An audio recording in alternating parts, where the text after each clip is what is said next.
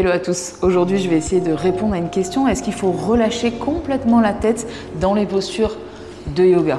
Alors avant toute chose, on va rappeler que le yoga est une pratique qui est ancestrale, donc c'est-à-dire qu'il y a des milliers d'années et qui s'adressait à l'époque à un peuple qui était en activité et en mouvement toute la journée. Aujourd'hui, ici en Occident, le yoga il s'adresse à une population qui est plutôt sédentaire et qui souffre de nombreux problèmes et de nombreuses douleurs chroniques à cause de cette sédentarité et donc du manque de sport, du manque de mouvement. Alors le fait de lever complètement le menton dans les postures de yoga et de relâcher complètement la nuque, ça vient du yoga ancestral. Et c'est pas forcément faux, mais il faut juste réfléchir aux bienfaits que nous, les occidentaux, on va en tirer du coup de cette pratique. Alors on va commencer déjà par voir quels sont les bienfaits du fait de relâcher complètement sa nuque en arrière. Déjà, on obtient un super étirement des muscles du plancher antérieur de la gorge, donc notamment le platysma, qui s'accroche entre la mandibule et le sternum et qui vient être complètement étiré quand on relâche la nuque en arrière. Sauf que ces muscles sont déjà ramollis en permanence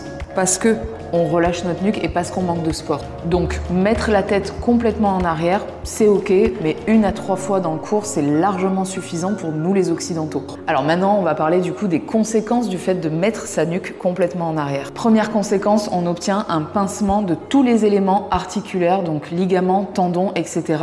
Et tous les ligaments vont être surétirés et vont aller au-delà de leur capacité de flexibilité. On peut avoir également des pincements nerveux et dans les cas les plus graves des pincements des disques intervertébraux, donc ça va être le début d'une hernie. Alors ça bien sûr ça arrive au fur et à mesure, ça arrive pas en quelques séances, mais si on pratique et qu'on met en permanence notre tête en arrière, sur des années voire des décennies, ça peut amener, engendrer ou favoriser en tout cas une hernie discale.